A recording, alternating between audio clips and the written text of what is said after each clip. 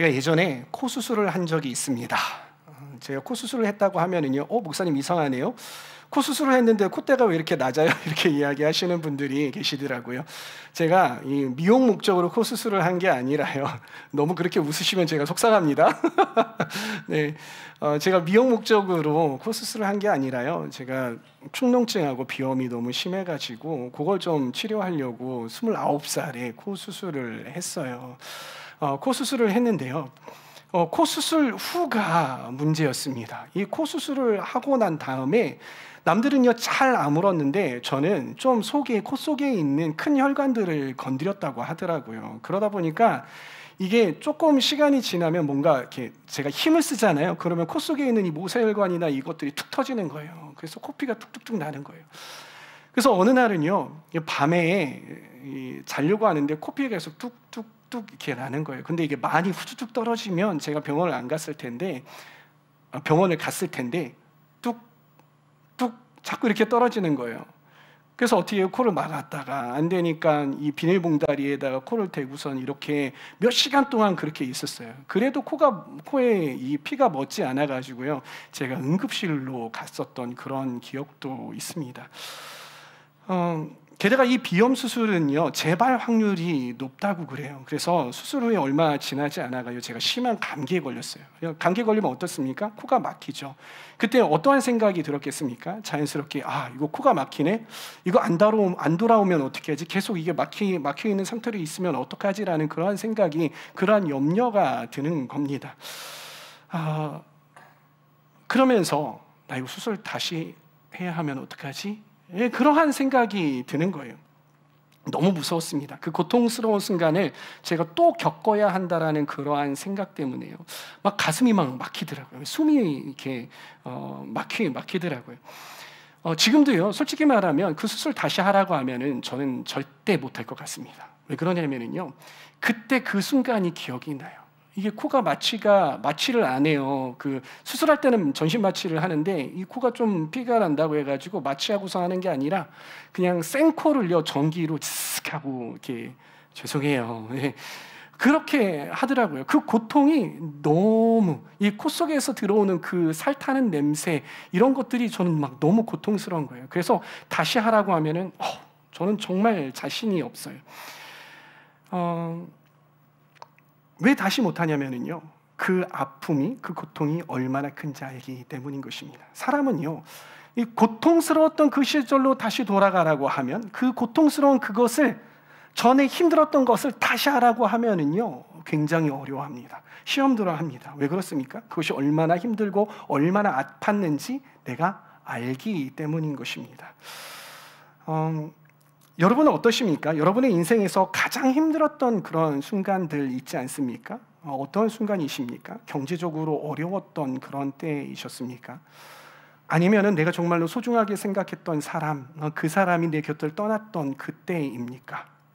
아니면은요, 누군가가 나에게 정말 회복하지 못할 그런 상처를 내 가슴에 남겼던 그런 때입니까?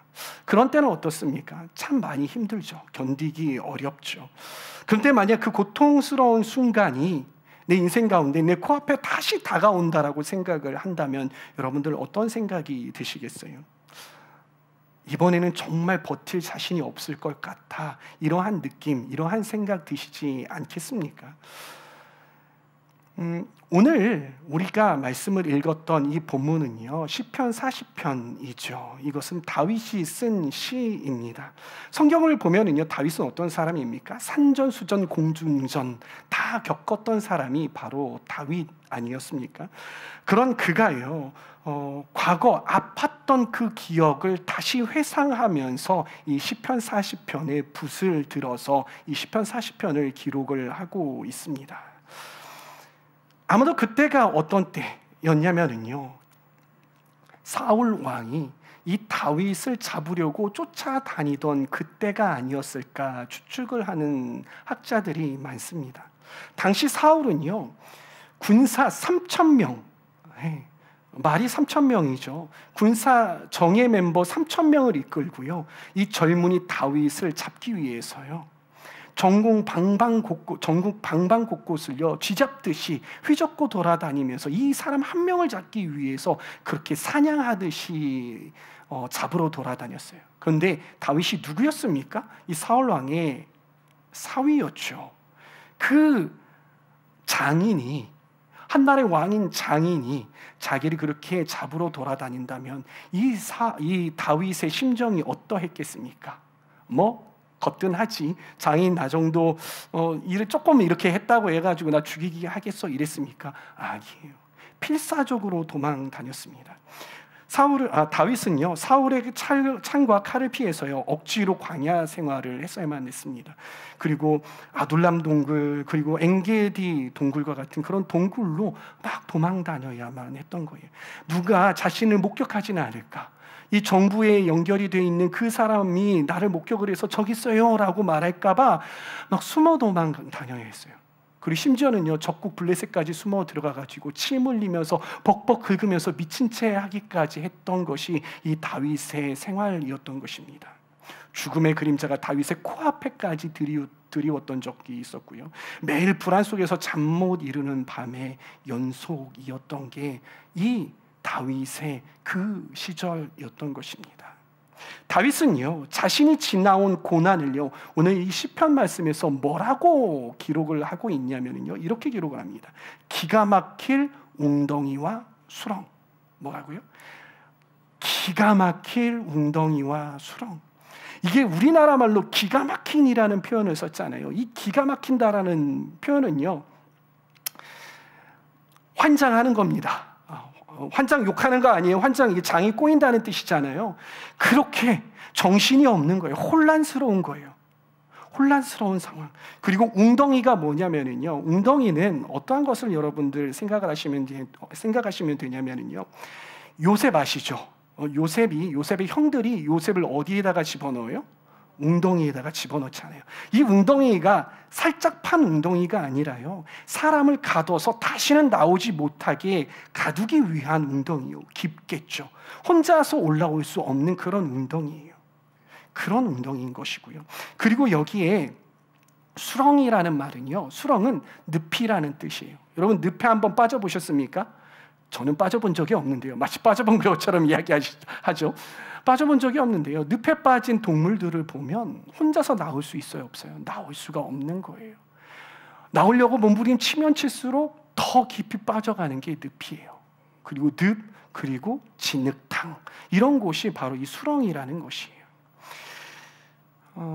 이러한 곳에 빠지면은요 정신을 차릴 수가 없는 것이죠. 다급하고 혼란스럽습니다. 그리고 혼자서는 결코 빠져나올 수 없는 것이에요. 다윗은요 그런 고통스럽고 혼란스러웠던 시간 속에 있었던 거다라고 오늘 시편 말씀에 기록하고 있는 것입니다.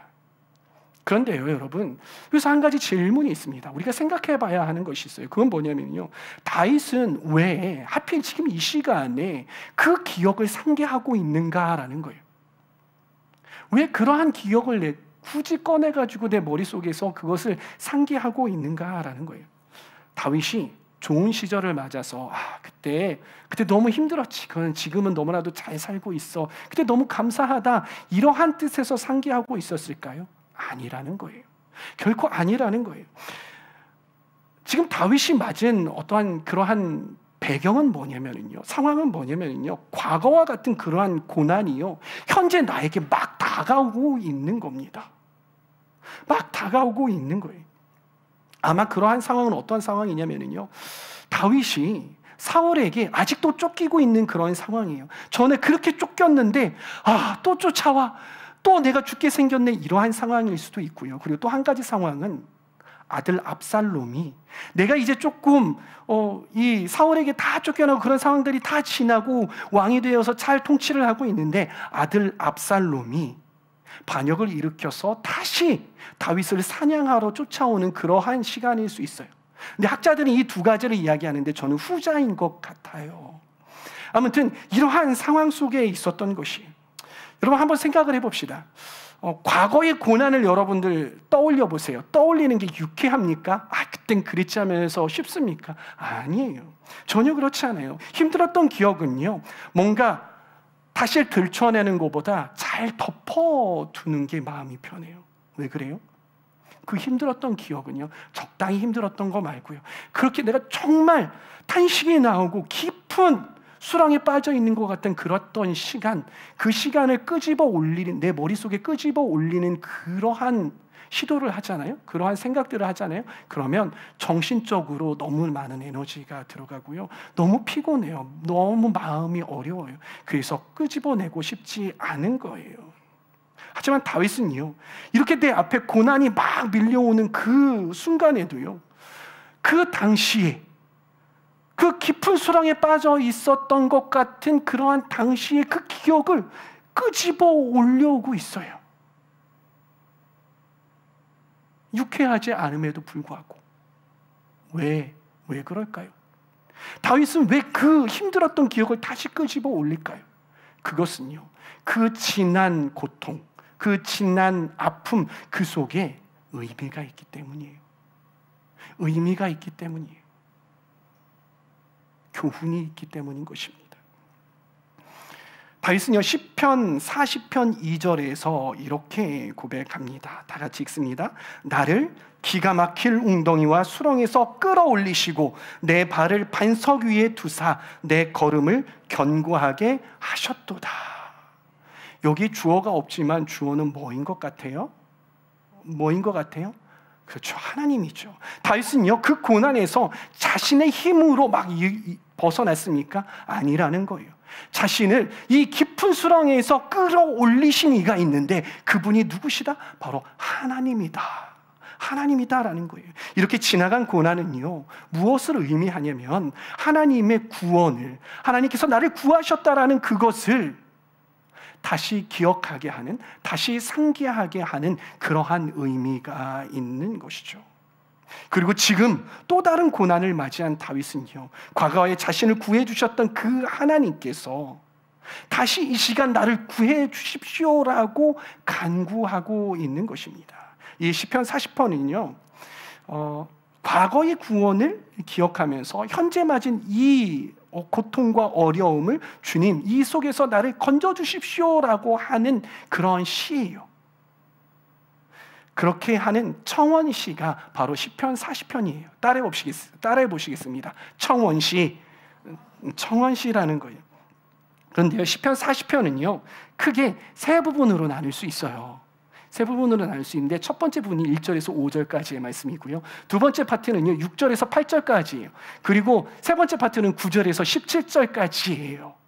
그래서 첫 번째 파트 1절에서 5절까지에서는 무엇을 말하고 있냐면요, 과거에 하나님께서 나를 이렇게 구원하셨어 할렐루야라고 그렇게 고백하는 거예요.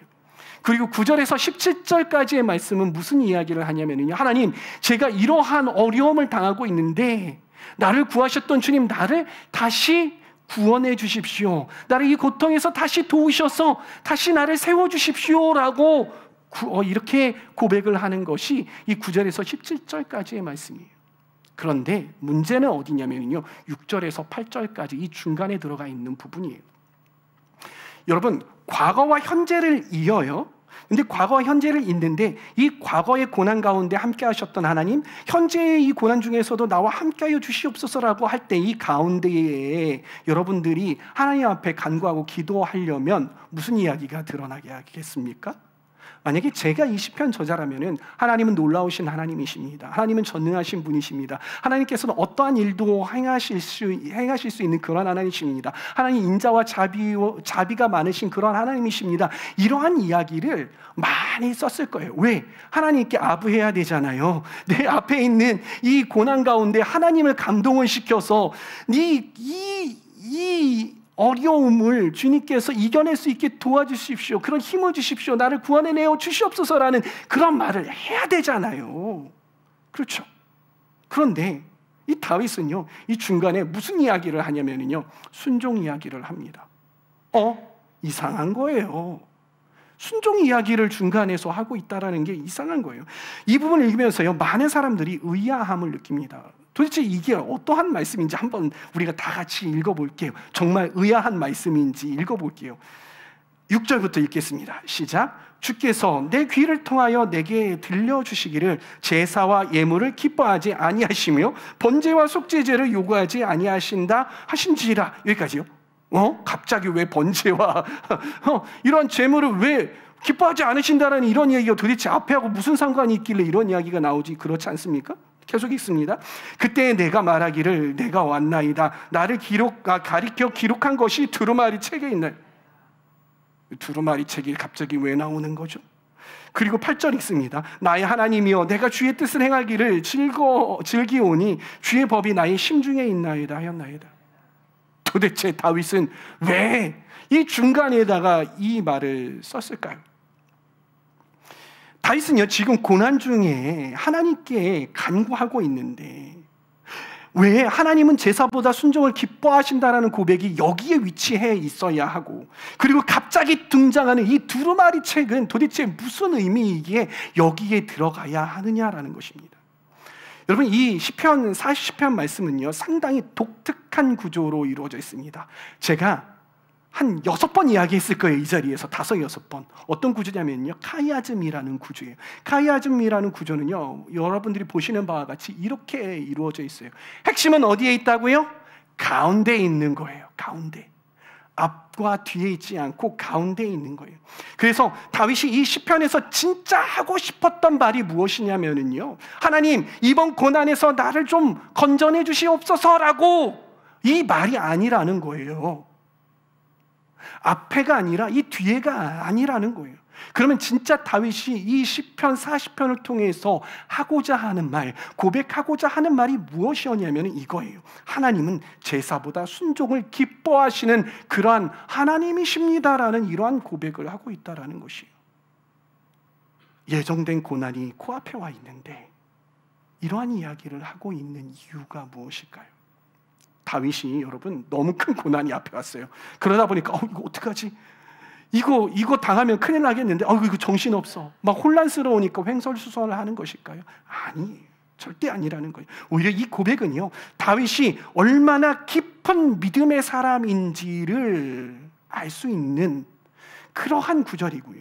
그리고 왜 이스라엘 역사상 가장 위대했던 왕이라고 이렇게 인정받을 수 있는 사람인지를 알려주는 그러한 구절이 바로 이 구절이라는 것입니다. 다윗은요 어느 날 깨닫습니다. 무엇을 깨닫냐면은 이 세상 돌아가는 것들을 보니까 세상이 이렇게 돌아가고 저렇게 돌아가네. 인간사가 이러이러하고 자연 만물이 이렇게 소생했다가 지고 소생했다가 지고 낙엽이 떨어지고 추운 겨울이 오고 이게 계속 이렇게 반복이 되는데 이 모든 이 세계가 이 모든 지구의 이러한 모든 일들이 다 누구 손에 있다? 하나님 손에 있구나. 하나님의 뜻대로 이 모든 만물들이 이렇게 움직여지는구나를 깨닫게 되는 거예요. 그리고 또 인간사를 보니까 인간사가 평안무쌍한 것처럼 보여도 다 하나님 손에 있구나라는 것을, 하나님의 계획 안에 있구나, 하나님께서 운영하시는 그런 모든 계획 뜻 가운데 있구나라는 것을 깨닫게 되는 것이에요. 그리고 내가 지금 이 자리에 있는 것도, 그리고 내가 살아가는 것도 전부 다 모두 다 하나님의 계획 안에 있구나, 하나님의 뜻에 있구나라고 깨닫게 돼요. 그러면서 누구를 봅니까? 자기가 다스리고 있던 이 이스라엘이라는 나라를 바라봐요. 이 이스라엘이라는 이 보잘것없는 이 민족, 이 나라 무엇이건데 하나님께서 이 민족을 너무나도 사랑하셔서 하나님의 백성, 성민 삼으시고 거룩한 백성 삼으시고 지금까지 이렇게 말을 안 듣는데도 불구하고 잘 이끌어 오신 그 하나님이 보이시는 거예요. 이스라엘 백성들이 잘해서가 아니라 하나님께서 운행하고 계시는구나, 하나님께서 손 붙잡고 가고 계시는구나라는 것을 깨닫게 되는 거예요. 그런데 또 하나 놀라운 것, 보잘것없던 목동이었던 자신을 이 이스라엘, 하나님이 다스리는 성민이라고 불리는 이 이스라엘의 왕으로 기름 부으셔서 이렇게 나를 세우셨구나라는 그러한 생각이 들었던 것이죠. 여러분, 다윗은요 그냥 왕이 된 게 아니에요. 그냥 왕이 아니었어요. 그는요 누가 세우신 왕이에요? 하나님께서 기름 부으셔서 세우신 왕이었던 것이에요. 그래서 이 다윗은요 하나님의 뜻을 이어갈 그런 사명을 가진 그러한 사람이었다는 것이에요. 그러기에 그는 믿음으로 확신했습니다. 아, 나는 그냥 사람이 아니라 나는 누구다? 하나님의 사람이구나. 하나님의 사명을 받은 사람이구나. 나는 이 하나님의 큰 계획, 이 계획 안에 있는 그러한 사람이구나라는 것을 깨닫게 되었던 것이에요. 그래서 다윗이 이렇게 고백한 거예요. 시편 40편 7절 말씀 함께 읽어보겠습니다. 시작. 그때에 내가 말하기를 내가 왔나이다. 나를 가리켜 기록한 것이 두루마리 책에 두루마리 책에 있다. 누구를 가리켜? 나를 가리켜 기록한 것이 어디에 있다? 두루마리 책에 있다. 하나님의 계획에 있다. 하나님의 말씀 안에 있다라고 고백을 하는 거예요. 자기의 정체성을 깨닫게 되는 거죠. 내가 누구인가? 하나님의 계획 안에 있는 사람, 그런 사명을 받은 사람이라는 것을 깨닫는 것이에요. 이 말은요, 다윗이 자신의 사명을 얼마나 분명히 알고 있는지를 보여주는 믿음의 고백이었습니다. 그러기에 이 고난을 앞에 둔 이 다윗이 어떻게 행동해야 할까요? 어떻게 반응을 해야 할까요? 바로 사울처럼 되지 않는 것이었어요. 누구처럼요? 사울처럼. 자기 바로 앞에 있었던 왕, 그 사울처럼 되지 않는 것이었어요. 사울이 어떻게 했습니까? 사울이 어떻게 이 왕의 자리에서 하나님께 인정을 못 받고 버림받았습니까? 위기의 순간이었어요. 근데 하나님의 말씀은 무엇이었어요? 사무엘 선지자가 오기까지도 예배하지 마라고 말씀을 하셨던 거죠. 사무엘 선지자가 올 때까지 와서 너는 예배해야 되라고 말씀하셨어요. 근데 이 위기 순간이 오니까 이 사울이 어떻게 해버렸습니까? 자신 뜻대로, 자기 코 앞에 위기가 다가오니까 어떻게 했습니까? 자기 뜻대로 예배를 드려버렸어요. 예배를 드려버렸어요. 그렇게 해서 말씀에 순종하지 않고 예배를 드렸기 때문에 이 왕의 자리에서 물러날 수밖에 없었고 하나님께 버림받은 존재가 되었던 것이에요. 그렇기 때문에 다윗은 이 전철을 밟지 않아야겠다라고 생각을 하게 된 것이죠. 그래서 다윗이 하나님은요 제사보다 순종을 원하신다라는 말을 이 말씀에다가 인용을 하게 되었던 것입니다. 다윗은 지금 과거의 사울처럼요 하나님을 실망시키지 않겠다고 결단하는 것입니다. 그래서 시편 40편 8절 말씀을 우리가 다 같이 한번 읽어보겠습니다. 읽습니다. 나의 하나님이여 내가 주의 뜻 행하기를 즐기오니. 다시 한번요. 하나님이여 내가 주의 뜻 행하기를 즐기오니 주의 법이 나의 심중에 있나이다. 다윗은요 늘 하나님의 계획과 하나님의 사명을 이 마음 깊이 새기고 있었던 그런 사람이에요. 그 마음속 깊이 새기고 있었던 사람이었기 때문에 그래서 이 고난 중에서도요 그 하나님의 뜻을 이루기에 어떻게 했다고요? 즐겨하는 사람이었다라는 거예요. 즐겨하는 사람. 그의 인생에 기가 막힐 운동이야 수렁과 같은 그런 고난이 닥쳐와도요 다윗은 그 사실을 결코 잊지 않았던 것이에요. 사랑하는 주임제교회 성도 여러분, 여러분들에게 있어서는요 고난이 어떤 의미입니까? 여러분들의 삶 가운데에 고난이 닥쳐올 때 어떻게 반응하십니까? 우리는 고난을요 어떤 수단과 방법을 써서라도 피해보려고 노력하지 않습니까? 재정적인 위기가 올 때, 관계적인 위기가 올 때, 어떠한 위기가 우리 삶 가운데 닥쳐올 때에 내 머리 통밥으로 재고 이건 이렇게 해서 이렇게 해야 돼, 저건 저렇게 해서 저렇게 해야 돼, 하나님 앞에 위기 가운데 엎드려가지고 하나님 하시옵소서라고 하기보다는 내 뜻대로 열심히 다 해보고 이거 해보고 저거 보고 돌려보고 뭐 뒤로 뒤집어보고 다 해본 다음에 안 될 때 하나님 앞에 엎드리지 않으시냐라는 거예요. 그러나 다윗에게 고난이라니요 하나님께서 나에게 주시는 사명을 이루는 도구로 인식을 했던 것이에요. 그래서 다윗은요 사울 왕이 끊임없이 공격을 해와요. 자기를 죽이려고 공격을 해와요. 그때에도요 인간적인 방법으로 그 고난을 헤쳐나가려고 하지 않았어요. 어떻게 합니까? 굴에 들어가 있을 때 사울 왕이 변을 보려고 들어오잖아요. 근데 그때 그 안에 다윗이 있어요. 조용히 그의 옷자락을 베어요. 그 옷자락을 베고서는 왕이시여, 내가 당신을 죽일 수 있었음에도 불구하고 죽이지 않았습니다. 왜 나를 잡으려고 하십니까? 라고 그렇게 하죠. 근데요, 다윗이요, 그것마저도 마음의 가책을 받아요. 그렇게 하나님의 뜻대로 하려고 했었던 사람이 다윗이었던 거예요. 심지어요, 아들 압살롬이 어떻게 해요? 자신의 왕위를 찬탈하려고 들고 일어나서 자기를 공격해와요. 다윗이 어떻게 합니까? 도망을 갑니다. 도망을 가는데 이 도망을 하고 있는 이 다윗을 향하여서 시므이가 어떻게 합니까? 조롱을 하죠. 그때 자신의 부하가 저 모가지를 그냥 쳐버리겠습니다. 말씀만 하십시오라고 하죠. 그때 다윗이 어떻게 반응해요? 그래, 저 꼴 보기 싫으니까 그냥 목을 댕강 베어버려. 그렇게 말합니까? 아니라고요.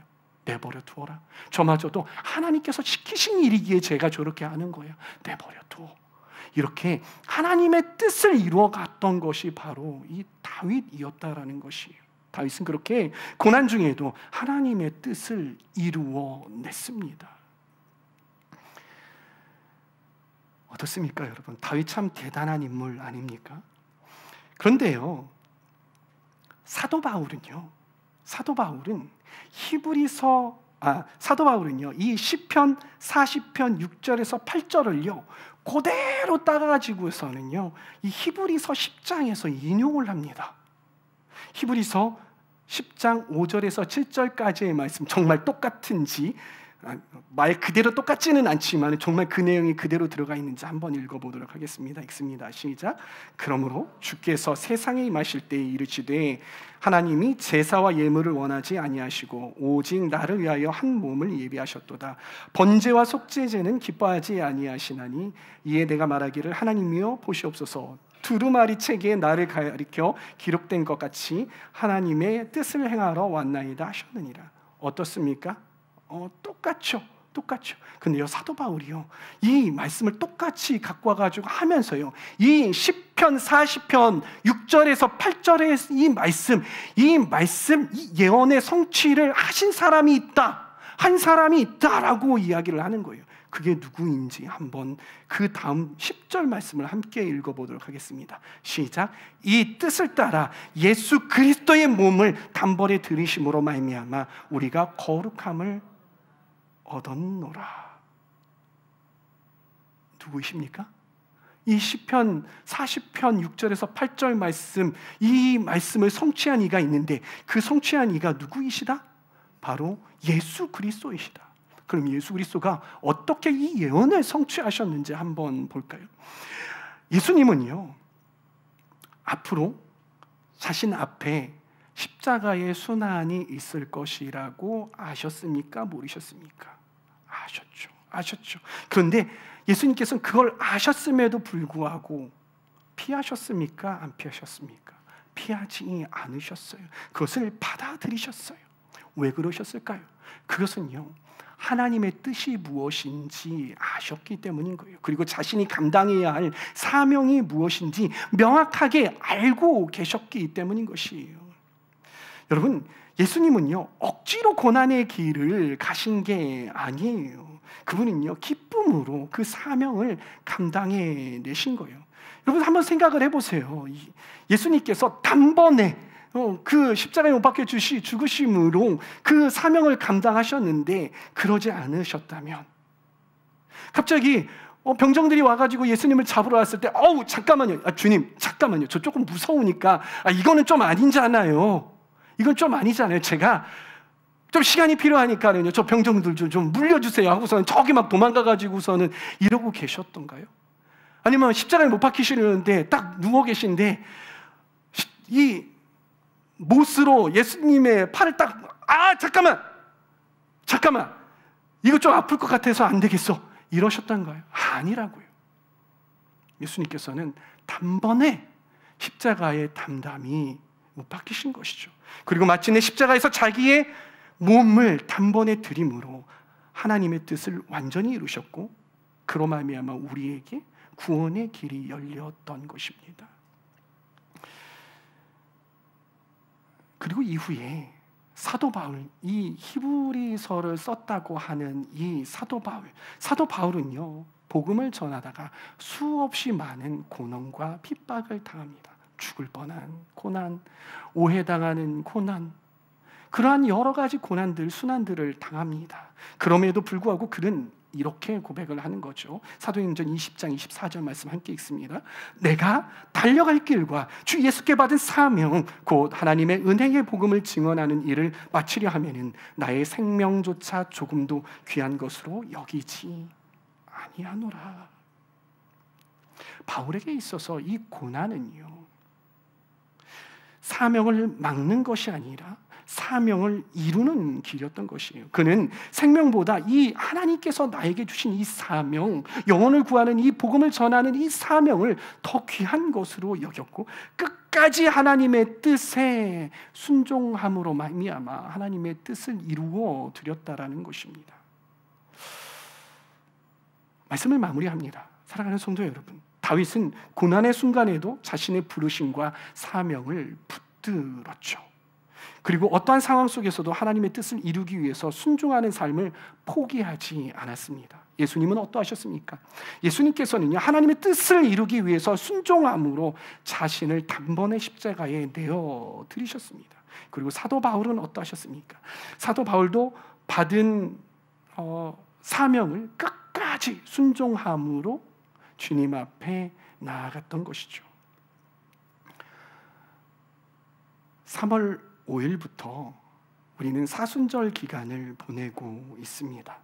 사순절은 어떠한 기간입니까?